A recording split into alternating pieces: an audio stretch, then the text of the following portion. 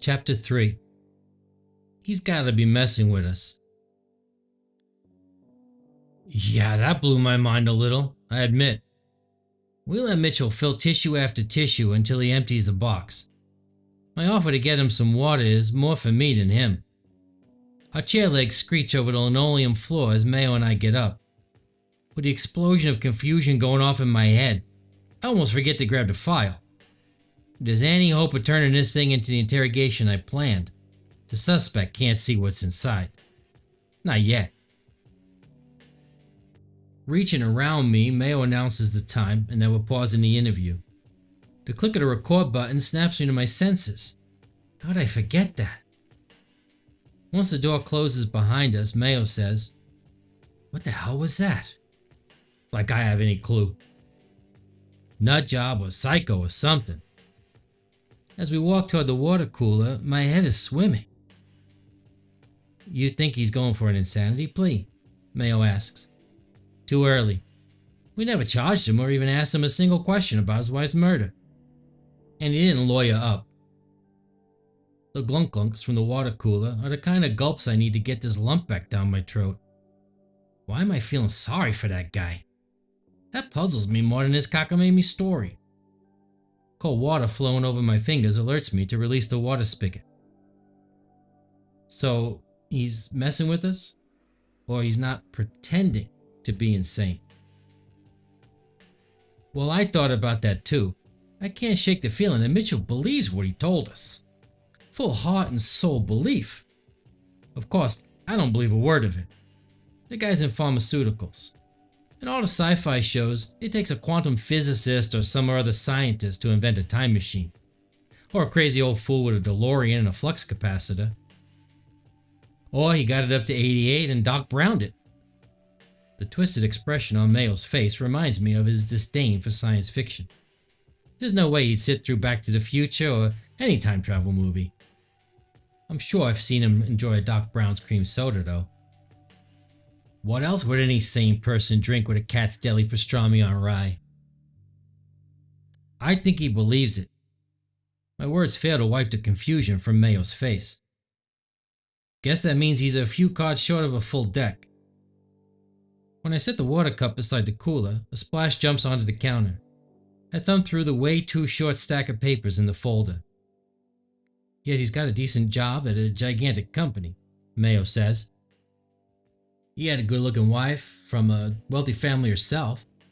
Doesn't he live in one of those high-scale brownstones in Dumbo? Everything's high-scale in Dumbo these days. Guys like that, they just snap. The pop of my fingers is louder than I expected. Heads turn our way and quickly back to whatever cases the other detectives are working. Brooklyn's a great place, but it keeps New York's finest busy, I'll tell you that much. "What's our play now?" Mayo asks. "Well, how do you make crazy sweat?" Well, that's the question. By now, I should have been cranking up the pressure on Mitchell, teasing him with evidence, some of which I have, other bits I hope to get. The murder weapon would be a nice addition to my collection of almost nothing. Mel told me it was likely a common kitchen knife, impossible to link to anyone. Why can't there ever be a murder weapon full of prints lying beside the body? We play it by ear, I guess. The folder in my hands is too thin, not convincing. I tell Mayo to grab the water and he spills half of it. My fault for filling it to the brim. As he wipes up the mess, I grab some paper from the tray of a nearby printer. It has a copy function, so I Xerox off a few of the pages I have with anything on them. Along with a bunch of blank pages, I stuff the copies with their smell of hot toner ink into the folder. Slamming the now heavy folder onto the table doesn't even get a flinch out of Mitchell. This guy's either calculating or adrift somewhere in his own little world. I drag the chair away from the table to get a good ear-curdling squeal. Mayo follows suit. It's one of the things I like about having him as a partner. While I can't explain why I think it, the look in Mitchell's eyes tells me he expected that. As Mayo places a fresh box of tissues and a cup of water on the table, I press the red button and announce the time, and now we're resuming. Studying this unassuming man, I wait. That's the thing about him. He's not built nor scrawny, just average. Although he's got money, and his wife did too. His clothes are nice, but it doesn't look like he paid $500 for that peach polo he's wearing. Still, I'm sure his jeans and shirt cost as much or more than the suit I got on. Whatever the case, Bernard Mitchell doesn't come across as a pompous twit who prances his wealth or status in your face. Impressive considering Dumbo's now pretty much a suburb of Manhattan. That borough's full of pompous twits. I still gotta try the L&B over there, see if it's as good as the original. Let's cut the crap, shall we? It's not the best opener, but it's what I go with. None of this time travel nonsense. Tell us where you were at 6:15 yesterday. My wife wasn't killed at 6:15. Out of nowhere, Mitchell launches into a coughing fit. He grabs a handful of tissues to cover his mouth, and when he drops his hand, specks of blood polka dot the crumpled wad. I don't recall giving you a time of death, Mr. Mitchell. As I said, I keep getting there too late. When I was with her, holding her, that's not when she was killed. My wife was killed when someone you never catch came up from behind and slit. The last words dissolve in his throat. When Mayo takes a turn, I'm glad for the minute it gives me to think. Like he's calling our slow as molasses elevator, he jabs a finger at the folder in front of me. We have evidence that you were at the scene. Mayo raises his hand before Mitchell can speak. Not after the fact. And before you say you called 911 at 6:15. You were there when she was killed. So much for the time to think. He played my hand. Used my move.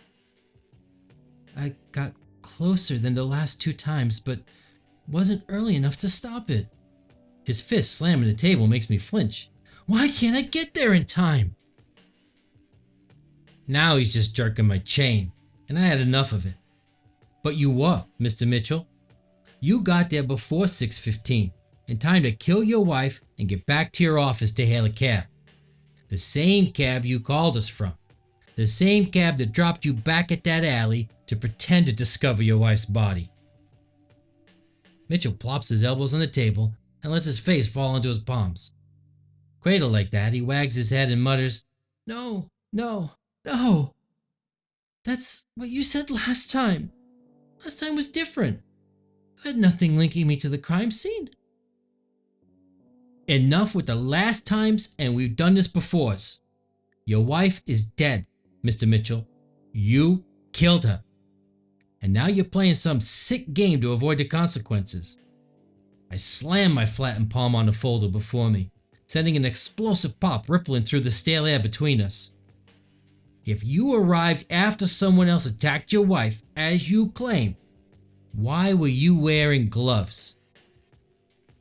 And how did you know where she was? Mayo adds. Nothing but confusion fills Mitchell's glossy eyes. Still can't shake the feeling that those tears are genuine grief. Even if he had snapped, killed her in a momentary psychotic breakdown, his grief for her could be real. I mean, even low-life scumbags who beat their wives always claim to love them. What's going on in that head of yours, Mitchell? This is new. We've changed the conversation this time. Ignoring my grimace for using this time again, Mitchell continues. I'm getting closer. I can save her. But you need to let me go. Don't you see? Every time we do this, you keep me too long, and I can't get back early enough to get there before the killer. Please, you have to let me go. I need to get out of here earlier this time. If I can get there, I can save her. After pushing out an aggravated sigh, I say, Your wife is gone, Mitchell. Nothing you or anyone else does is going to change that. But we can bring her justice by putting you away for murder. That might just let her soul rest in peace. Rest in peace? Mitchell shoots to his feet, and so do Mayo and I.